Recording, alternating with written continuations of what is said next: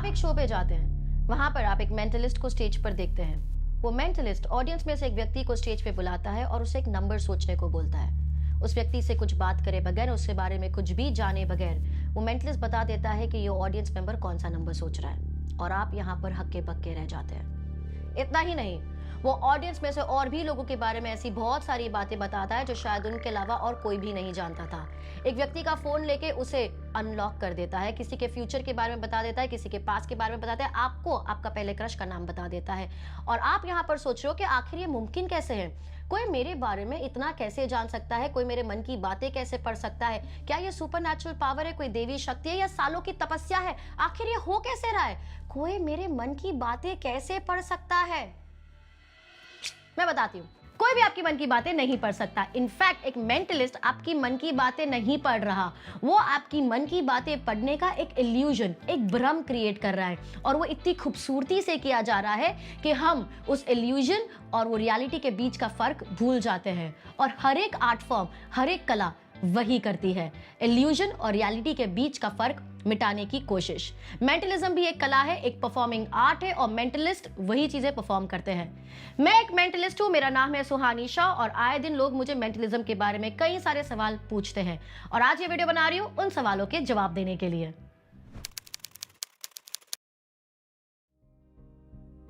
Magic और mentalism में उतना ही अंतर है जितना एक डॉक्टर और एक न्यूरोलॉजिस्ट में है, जितना नृत्य यानी एक डांसर और एक कुचिपुड़ी डांसर में है, जितना एक जर्नलिस्ट और एक ग्राउंड रिपोर्टर में है। मतलब कि ये सारे जो है ये है सब कैटेगरीज इन पेरेंट कैटेगरीज के। जिस तरह से डांस एक कैटेगरी है और उसके अंदर अलग अलग प्रकार के डांस फॉर्म्स है, Kuchipudi, salsa, Bharatanatyam, tap dancing, contemporary and so on. ठीक उसी तरह मैजिक भी एक पेरेंट कैटेगरी है जिसके बहुत सारे सब जॉनर्स है, जैसे कि illusion, mentalism, street magic, close up artist, escape artist, parlour magician, juggler and so on.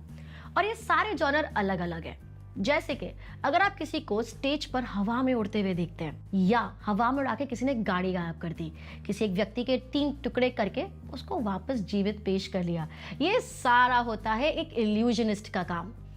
अगर हम जो सबसे बेसिक कॉमन मैजिक जो हमने आज तक सुना है वो है एक टोपी में से खरगोश का निकलना, इसे हम बोलते हैं पार्लर मैजिक। अगर आप एक रेस्टोरेंट में बैठे हो और एक व्यक्ति आपको आके बोलता है कि वो आपको जादू दिखाएगा, और आपकी आंखों के सामने आपका सिक्का गायब हो जाता है और आपके कान के पीछे से निकल जाता है, या आपकी आंखों के सामने इतनी इम्पॉसिबल चीजें हो रही होती है कि आप उसे बिलीव ही नहीं कर पाते हो, इसे हम बोलते हैं एक क्लोजअप आर्टिस्ट। मेंटलिज्म के अंदर कोई प्रॉप नहीं होता, कोई बड़ा बॉक्स नहीं है, कोई गाड़ी नहीं है, कोई कार या कोई सिक्का नहीं है। मेंटलिज्म होता है लोगों के दिमाग के साथ, साइकोलॉजी पे प्ले किया जाता है, ह्यूमन बिहेवियर के साथ खेला जाता है, शोमैनशिप और डिसेप्शन पे खेला जाता है। ये एक ऐसा आर्ट फॉर्म है। मेंटलिज्म में एक मेंटलिस्ट इल्यूजन देता है लोगों के माइंड रीड करने का, भविष्यवाणी करने का, पास्ट की कोई बातें बताने का, लोगों के चॉइसेस, उनके बिहेवियर को इन्फ्लुएंस करने का। तो ये सारे जॉनर्स काफी ज्यादा अलग है, और इसीलिए अगली बार अगर आप कोई मैजिशियन से मिले, अगर आपको कोई आके बोलता है हाय आई एम अ मैजिशियन, हाय मैं जादू करता हूं, तो उनसे पूछिएगा किस तरीके का जादू, क्या आप एक क्लोजअप आर्टिस्ट है या एक मेंटलिस्ट, एक इल्यूजनिस्ट या एक एस्केप आर्टिस्ट। बहुत लोग मुझे बोलते हैं सुहानी आप तो बचपन से जादू कर रहे हो, आपके अंदर तो ये इनबॉर्न टैलेंट है, अब हम कैसे सीख सकते हैं। तो यार पहली बात, सीखने की धगस होनी चाहिए, सीखने की इच्छा होनी चाहिए। ये सोचकर बैठ जाना कि मेरे में इनबॉर्न टैलेंट नहीं है, मैं तो ये सीख नहीं सकता, कि बहुत लेट हो चुका है, ये सारे बहाने हैं। अगर सीखने की इच्छा है, प्रैक्टिस करोगे, हार्डवर्क डालोगे, तो यार सब कुछ मुमकिन है इस दुनिया में। सो मेंटलिज्म कैसे सीखे, उसकी शुरुआत होनी चाहिए शुरू से। मैजिक जो हमारा पेरेंट कैटेगरी है वहां से हर एक जॉनर का थोड़ा बहुत आपको सीखना जरूरी है। जैसे थोड़ा आपने क्लोजअप सीख लिया, थोड़ा एस्केपोलॉजी सीख लिया, थोड़ा ब्लाइंडफोल्ड सीख लिया, इल्यूजन्स कैसे करते हैं वो सीख लिया। ठीक उसी तरह जैसे हम स्कूल जाते हैं ना, स्कूल में हम हर एक सब्जेक्ट थोड़ा थोड़ा पढ़ लेते हैं, बाद में डिसाइड करते हैं कि किस में एक्सपर्टीज लेनी है हमें। इसके 3 बहुत इंपॉर्टेंट कारण हैं। पहला कारण ये है कि जब आपको बेसिक्स आ जाते हैं, आपका कॉन्फिडेंस डेवलप होता है, आपकी नॉलेज डेवलप होती है, आप बेटर उसके अंदर सीख पाते हो, अपने खुद के स्किल्स डेवलप कर पाते हो, अपने खुद के ट्रिक्स एंड इफेक्ट्स डेवलप कर पाते हो, जब आपके पास खुद के पास उसकी नॉलेज होती है। सेकेंड रीजन बेसिक सीखने का ये होता है, मेंटलिज्म एक ऐसा आर्ट फॉर्म है जहां पर आप बहुत अकेले हो। आप अकेले स्टेज पर हो, सारी ऑडियंस आपके सामने और आपको देख रही है। अगर आपका कोई भी इफेक्ट गलत हो गया, आपने गलत माइंड रीड कर लिया, गलत प्रिडिक्ट कर लिया, तो आपको उसे कवर अप करने के लिए सिर्फ कॉन्फिडेंस और एक्सपीरियंस लगेगा और कोई भी चीज़ आपके पास नहीं है। तो डायरेक्टली वहाँ पे शुरू करना थोड़ा डिफिकल्ट है, थोड़ा रिस्की है। इसलिए आई सजेस्ट पहले आप क्लोजअप से शुरू करो या इल्यूजन से शुरू करो, क्योंकि यहाँ पर आपके हाथ में एक डेक ऑफ कार्ड्स है या सिक्के है या स्पॉन्ज बॉल है या रिंग्स है या कॉइन्स है। कुछ गड़बड़ भी हो गई, आप कुछ और कर सकते हो, आपके पास उस चीज का सहारा होता है। इल्यूजनिस्ट में आपके पास असिस्टेंस का, लाइट्स, म्यूजिक का सहारा होता है। You are not alone to start with. और तीसरा रीजन कि आपको शुरुआत से शुरू करनी चाहिए वो इसीलिए क्योंकि हर एक मैजिशियन का एक परफॉर्मिंग पर्सोना होता है। एवरीडे लाइफ में आप उनको किसी भी तरह देखें, जैसे ही वो स्टेज पर होते हैं या जैसे उनको परफॉर्म करना होता है, उनका एक परफॉर्मेंस का वाइब आ जाता है, एक ऐसा डिफरेंट पर्सोना वो पहन लेते हैं जो उनके एक्चुअल वाइब से बहुत अलग होता है। तो जब आप बेसिक सीख रहे होंगे, आप अपना परफॉर्मेंस स्टाइल, अपना पर्सोना ढूंढ पाएंगे, उसे बना पाएंगे। मेंटलिज्म में सबसे बड़ा रोल प्ले करता है वो है showmanship and linguistic deception. Linguistic deception का मतलब होता है किस तरह से आप बातें कर कर लोगों को प्रभावित कर लेते हैं, बातें कर कर आप उनकी चॉइसेस बदल लेते हैं या उनको इन्फ्लुएंस कर लेते हैं वो चीज़ चूज करने में जो एक्चुअली आप चाहते हो, पर उनको पता भी नहीं होता, उनको लगता है ये उनकी चॉइस है।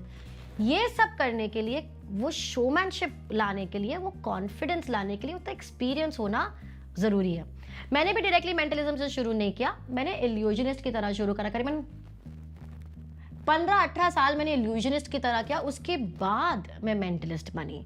So for all these reasons I suggest यार पहले बेसिक ABCD कर लेते हैं, first standard, second standard, third standard कर लेते हैं, फिर ग्रेजुएशन करेंगे हम मेंटलिज्म के अंदर। आई नो सबसे बड़ा सवाल कि यार ये सब हम कर लेंगे, सॉरी ये सब हम समझ गए, पर मेंटलिज्म सीखे कैसे? तो मैंने जब शुरू किया तब तो कोई मैजिशियन सिखा नहीं रहा था, ना ही तब इंटरनेट था।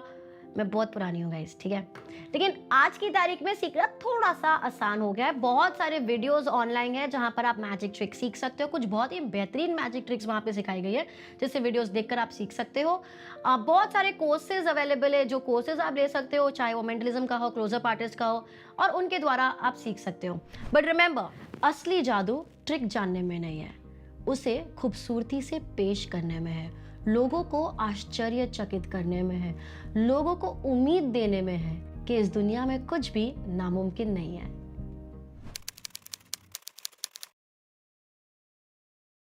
एटीन 1996 में एक मूवी आई थी, अराइवल ऑफ द ट्रेन, ऐसा कुछ नाम था उसका। जो पहली ऑडियंसेस ने वो मूवी देखी ना, वो एकदम थिएटर में पीछे जाके बैठ गए और घबरा गए, और आधे लोग तो थिएटर से बाहर निकल गए, क्योंकि उनको ऐसा लगा कि ट्रेन एक्चुअली स्क्रीन से बाहर निकल के उनके ऊपर आने वाली है। आज अगर हम ऐसी कोई पिक्चर देखते हैं, हमें कोई फर्क नहीं पड़ता। क्यों? क्योंकि तब लोगों को पिक्चर जैसे बनती थी उसका प्रोसेस पता नहीं था, उनको वो रियल लगता था। लेकिन आज हम जब एक मूवी देखते हैं, हमें पता है उसके पीछे डायरेक्टर है, स्क्रीनोमेटोग्राफर है, एक्टर्स है, म्यूजिशियंस, और बहुत लोगों ने मिलकर अपनी कलाकारी पेश कर कर एक मूवी बनाई है। जब आप कोई डांस देखते हो तो आपको बहुत खूबसूरत लगता है, लेकिन आप आश्चर्यचकित नहीं होते, क्योंकि आपको पता है कि यार उसके पीछे स्टेप्स गए हैं, रिहर्सल्स भी होगी और ये डांस फॉर्म बन गया होगा। ठीक उसी तरह अगर आप कोई पेंटिंग देखते हैं तो आप बहुत खुश होते हैं, आपके अंदर कोई इमोशंस जनरेट होते हैं, लेकिन आप आश्चर्यचकित नहीं होते कि कैसे मुमकिन है, क्योंकि आपको पता है कैनवस होगा, पेंटर ने अपनी कलाकारी उस पर पेश कर कर ये पेंटिंग बनाई है। लेकिन जब आप मैजिक देखते हैं, आप आश्चर्यचकित हो जाते हैं। क्यों? मैजिक भी तो एक कला है, जैसे कि पेंटिंग, मूवी मेकिंग या डांसिंग, लेकिन मैजिक में ही क्यों इतना मिसकंसेप्शन है? क्योंकि हर एक जो आप आर्ट फॉर्म देखते हैं, आपको उसके पीछे का मेथड दिखाई देता है। मैजिक में लोगों को प्रोसेस पता नहीं चलता, और इसीलिए वो कभी कभी जो मैजिक, जो एक कला है, एक ट्रिकरी है, एक आर्ट फॉर्म है, उसको रियल मानने लग जाते हैं। अब जैसे आपको उसका रहस्य पता चल जाएगा, उसकी मिस्ट्री पता चल जाएगी, शायद आप भी उसे एक कला की तरह ही लेंगे। लेकिन कोई भी मैजिशियन आपको अब बताएगा नहीं कि वो कला कैसे पेश की जा रही है, उसकी मिस्ट्री रिवील नहीं करेगा। उसके पीछे बहुत से कारण हैं। पहला कारण ये है कि मैजिक एक बहुत ही ट्रेडिशनल आर्ट फॉर्म है, हमारे देश की एक बहुत ही प्राचीन कला है, और वो आज तक जीवित रह पाई है क्योंकि मैजिशियंस ने उसके सीक्रेट्स को संभाल के रखा हुआ है। क्योंकि अगर वो सीक्रेट्स बता देते तो शायद आज तक ये कला बचती ही नहीं। दूसरा कारण ये भी है कि समझो, सारे मिसकंसेप्शंस क्लियर करने के लिए, सारा अंधविश्वास मिटाने के लिए, सारी जो गलत फहमियाँ मैजिक और मेंटलिज्म के अराउंड है वो मिटाने के लिए मैं आपको बता दूं कि पता है मैंने इस व्यक्ति का माइंड इस तरीके से रीड किया था। तो मैं सिर्फ मैंने कैसे रीड किया वो नहीं आपको बता रही, दुनिया में जितनी भी जादूगर लोग हैं उन सब की ट्रिक रिवील हो जाएगी एक झटके में। और मैं वो करने वाली कौन होती हूँ? कोई भी एक जादूगर वो करने वाला कौन होता है? कला हम एक कलाकार से बहुत बड़ी चीज होती है। तो क्योंकि मैजिक एक ऐसा आर्ट फॉर्म है जिसके पीछे का मेथड दिखाई नहीं देता, लोगों को पता नहीं कैसा होता है, इसीलिए बहुत सारे लोग कभी कभी इसे सच मान लेते हैं, और जो लोग सच नहीं भी मानते तो उनके अलग अलग बिलीव्स, अलग अलग थियोरीज वो इसके अराउंड बना लेते हैं।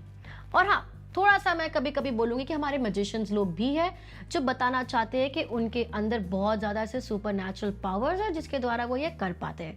लेकिन आपको ये समझना ज़रूरी है कि वो उनका परफॉर्मेंस स्टाइल है, वो उनका तरीका है आप लोगों को एंटरटेन करने के लिए। और इसीलिए मैजिक मेंटलिज्म को एक कला के रूप में देखें और आप उसे बेहतरीन रूप से आराम से अपने कुर्सी में बैठे और कलाकार की कलाकारी देखकर उसे एंजॉय करें।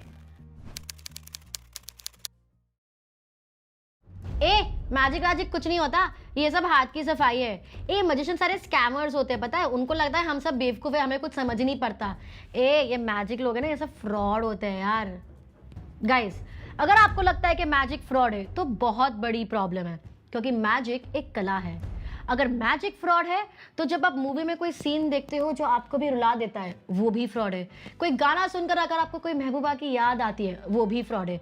म्यूजियम में जब आप एक पेंटिंग देखते हो और आपकी पूरी जिंदगी आपके सामने आ जाती है, वो भी फ्रॉड है। अगर मैजिक फ्रॉड है तो हर वो कला फ्रॉड है जो आपको किसी ना किसी तरह छू जाती है।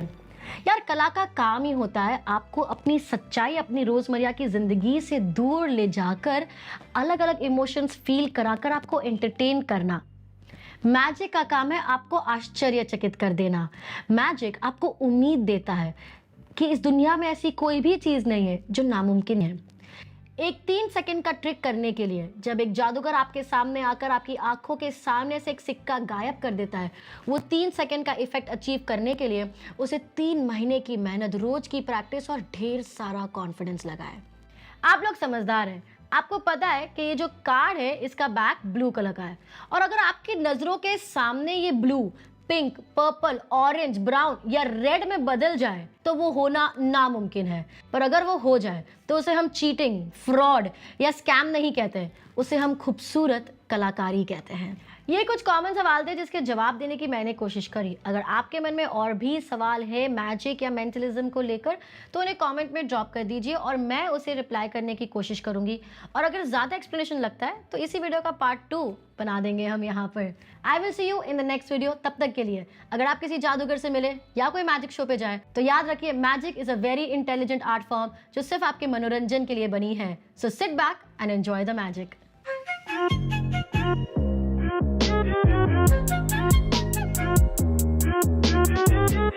Thank you.